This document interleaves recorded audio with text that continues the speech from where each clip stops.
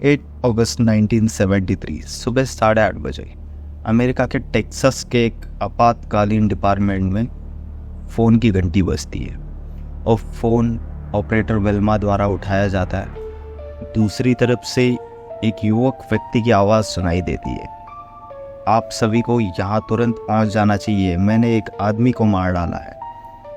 थोड़ी देर में जैसे तैसे पुलिस उस जगह पहुँचती है तो पुलिस देखती है ज़मीन पे एक लाश पड़ी हुई है, जो कि वहाँ के एक लोकप्रिय कोरल कैंडी कंपनी के मालिक का। पर पुलिस अब तक ये नहीं जानती थी कि जिस व्यक्ति का वो लाश देख रही है वो इतिहास का सबसे विकृत अपराधी माना जाने वाला था और सबसे बड़ा सीरियल किलर के रूप में जाना जाएगा। वह एक वास्तविक जीवन का भूत था।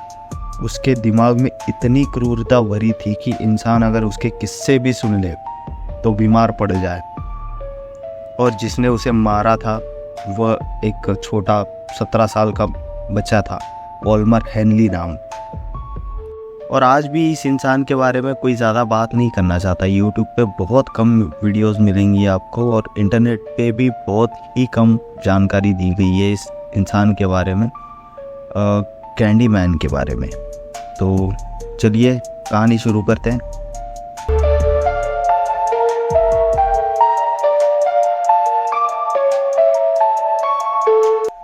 एल्मर हेनली, जिसने पुलिस वालों को फ़ोन किया था कि मैंने मर्डर किया हुआ है, उसकी ज़िंदगी भी कुछ खास ठीक नहीं थी। वो पूरी ज़िंदगी, पूरा बचपन अपना नशे के चक्कर में बर्बाद कर चुका था और अभी भी उसकी उसी हालत में ज़िंदगी चल रही थी।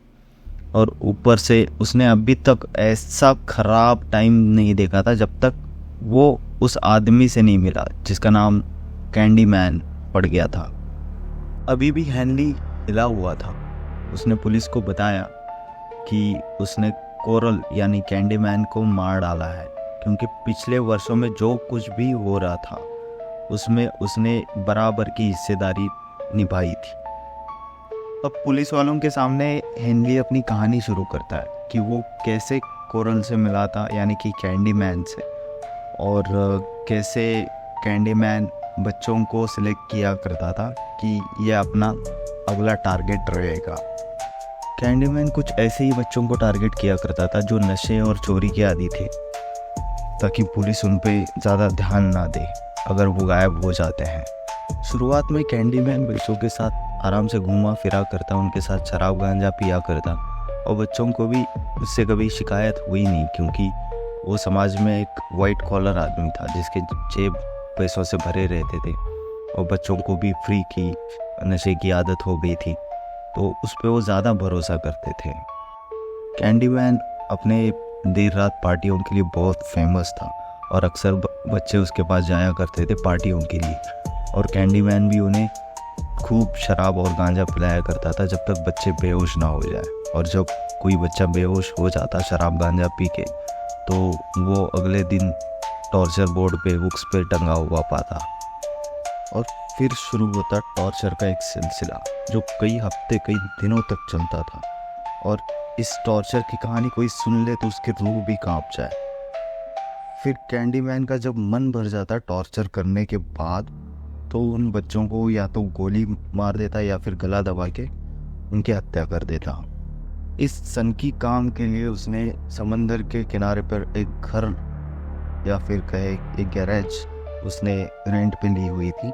और जब वो घर पे नहीं कर रहा होता टॉर्चर, तो उसने और एक वैन एक खरीद रखी थी जो ध्वनि विरोधी बोल सकते हैं या फिर वॉइस प्रूफ थी। उसमें भी उसने सेटअप कर रखा था टॉर्चर का, और कई सारे बच्चों को उसने वैन में भी टॉर्चर किया था। जिस बच्चे की बात हमने वीडियो की शुरुआत में की थी, जिसने पुलिस वालों को फ़ोन किया था, उसे भी कैंडी मैन ने अपने चंगुल में फंसा रखा था। पर उसको कभी उसने टॉर्चर नहीं किया, पर उसको एक काम उसने दे रखा था कि बच्चों को बहला फुसला कर वो अपने पास ले आएँ, और ताकि वो अपना टॉर्चर वाला काम शुरू कर सके उनके साथ। और हर बच्चे के पीछे वो $200 दिया करता था। इसलिए हेनली ने भी बात मान ली और वो हर बारी नए बच्चे को लाके कैंडी मैन को दे दिया करता था ताकि वो टॉर्चर कर सके। और अब तक हेनली ने भी उसका इतना साथ नहीं दिया था कि टॉर्चर होने तक वहाँ रुका रहे। वो बच्चों को वहाँ देखकर निकल जाया करता था, और जब जैसे ही उसका टॉर्चर का काम ख़त्म हो जाए तो लाश ठिकाने लगाने में भी उसने कई बारी मदद करी थी। हेनली का कहना था कि वो इस काम से दूर रहना चाहता है, पर वो कैंडीमैन से बहुत ही ज़्यादा डरा हुआ था और वो अपने भाई को शिकार बनने नहीं देना चाहता था, इसलिए उसे एक काम करना पड़ा। शायद हो सके डर के मारे या फिर अपने भाई के लिए, पर उसको ये काम तो करना ही पड़ा था। अब हेनली पुलिस वालों को बताता है रोंडा विलियम्स की कहानी, जो उसकी पड़ोसन थी। एक दिन वो दोनों साइकिल से जा रहे थे। अचानक रोंडा के साइकिल का पंक्चर हो जाता है और उसी वक्त कैंडीमैन अपनी वैन के साथ गुजर रहा होता है और उन दोनों को देख के रुक जाता है और कहता है कि अपनी साइकिल डिग्गी में रख दो, मैं तुम लोगों को घर तक छोड़ देता हूँ। अब हेनली तो कैंडीमैन के बारे में सब कुछ जानता था, पर रोंडा को कुछ पता नहीं था, और रोंडा ने उसकी जो वैन और कपड़े देखकर उस पर भरोसा कर लिया और रोंडा ने अपनी साइकिल रख दी। पर कैंडीमैन ने भी जैसा कहा था कि घर पे छोड़ दूंगा, तो उसने उस वक्त तो उसे घर पे छोड़ दिया। तो हेनली को थोड़ा सा डाउट हुआ कि इसने ऐसे कैसे अचानक से उसे घर पे छोड़ दिया। पर कैंडीमैन को लड़कियों में कोई ज़्यादा इंटरेस्ट नहीं था, लड़कियों को टॉर्चर वो करना नहीं चाहता था, इसलिए उसने रोंडा को घर पे छोड़ दिया था। उसी के दूसरे दिन की बात है, रोंडा की अपने पिता के साथ बहुत बड़ी लड़ाई हो जाती है और उसका बाप उसे मारने को दौड़ जाता है। तो डर के मारे वो दरवाजे के पीछे छुप जाती है और तभी आवाज़ सुन के हेनली भी वहाँ पहुँच जाता है अपने दोस्त के साथ कि क्या हुआ देखें। तो उसी टाइम रोंडा उसे कहती है कि मेरा बाप पागल हो गया है, आज वो मुझे मार डालेगा, तो मुझे यहाँ से निकलना पड़ेगा। तो हेनली कहता है मुझे एक ऐसी जगह पता है जहाँ पे तेरा बाप नहीं आ सकता है, तो मैं तुझे वहाँ ले चलता हूँ। तो रोंडा भी मान जाती है और हेनली उसे कैंडीमैन के घर ले जाता है ताकि उसको $200 मिल सके। और भाई ये लोग पहुँच जाते हैं कैंडीमैन के घर। कैंडीमैन जैसे ही वो अंदर पहुंच जाते हैं, कैंडीमैन बाहर से दरवाज़ा बंद कर देता है। इस बार हेनली अपने दोस्त ब्रुक को भी साथ में लाया होता है। इस तरह से वो तीनों लोग, हेनली, ब्रुक्स और रोंडा, पहुंच गए थे कैंडीमैन के घर। और जैसे ही ये पहुंचते हैं, कैंडीमैन हेनली को दूसरे कमरे में बुलाता है ताकि उनकी आवाज़ कोई और ना सुन सके। और अंदर जाते ही वो चिल्लाने लग जाता है हेनली पे कि तूने इस लड़की को लाके मेरा सारा काम ख़राब कर दिया है, मैं लड़कियों को टॉर्चर नहीं कर सकता। तो वो कहता है कि मैं सिर्फ ब्रुक्स के $200 दे सकता हूँ तुझे, और इस लड़की को यहाँ से जाना होगा। हेनली कहता है लड़की ने तो देखा हुआ है मुझे ब्रुक्स को यहाँ लाते हुए, अगर ब्रुक्स को कुछ हो जाता है तो मैं भी फंस जाऊँगा और तू भी फंसेगा। तो इसी वजह से इन लोगों ने प्लान किया कि इन दोनों को शराब के नशे में लाया जाए और फिर इनका कांड कर दिया जाए। तो कैंडीमैन किचन में जाता है और वहाँ से शराब के कुछ बोतल और गांजा लेके आ जाता है और इन्हें कहता है कि पार्टी करो।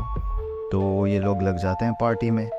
तो शराब के नशे में जैसे ही थोड़ा बहुत नशा इन लोगों को हो जाता है और ये सोने लग जाते हैं, उसी टाइप पे कैंडीमैन इस बारी तीनों को ही चेयर से बांध देता है।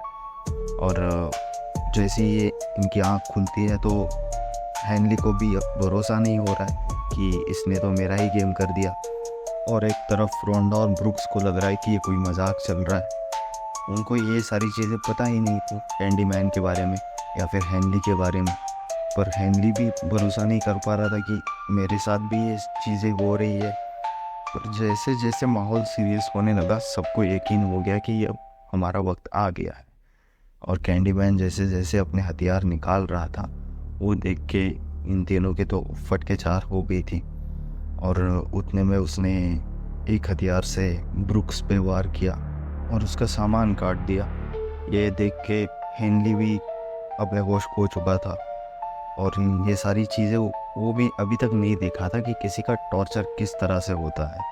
तो वो भी बहुत ज़्यादा परेशान हो रखा था, वो भीख मांगने लगा था कि मुझे छोड़ दो भाई, मुझे छोड़ दो। तो फिर भी कैंडीमैन कोई चीज़ उसकी मान नहीं रहा था। पर जैसे तैसे करके हेनली ने अपने हाथ तो छुड़वा लिए और बगल में पड़ी हुई बंदूक उठाकर कैंडीमैन पे तान दी। और कैंडीमैन हंसने लगा क्योंकि उसे पता था कि ये बच्चा है, ये क्या कर लेगा, गोली तो नहीं चला पाएगा। तभी हेनली ने 6 की 6 गोलियां उस पर चला दी और लहूलुहान होके कैंडीमैन ज़मीन पे गिरा। तभी उसने अपने दोस्तों के हाथ भी खोल दिए और उनको भी फ्री किया। पुलिस वालों को फ़ोन कर दिया उसने। पुलिस तब तक आ चुकी थी और ये लाश देखकर वो भी हैरान थी कि एक बच्चे ने 6 गोलियां किसी पे मारी हैं। और उसके बाद जो पुलिस वाले ने कहानी सुनी हेनली की, तब वो दंग रह गई कि जिस आदमी को सारी सिटी इतना अच्छा आदमी मानती थी, एक वाइट कॉलर आदमी मानती थी, वो इतना बड़ा शैतान निकलेगा कि 28 बच्चों को इस तरीके से टॉर्चर करके सबको उसने मौत के घाट उतार दिया था। और उसमें भी हेनली भी बराबरी का हिस्सेदार था। और इस तरह अंत होता है कैंडीमैन का। और कैंडीमैन का साथ देने के लिए हेनली और ब्रुक्स को उम्र कैद की सज़ा सुनाई जाती है और ब्रुक्स की मौत 2020 में जेल में ही हो जाती है। 2025 में शायद हेनली छूट जाएगा। तो ये थी कहानी कोरल उर्फ कैंडीमैन की। तो अगली कहानी में फिर मिलते हैं नई कहानी के साथ। तब तक के लिए लाइक, शेयर एंड कमेंट करना ना भूलें और चैनल को प्लीज़ सब्सक्राइब करें। Thank you.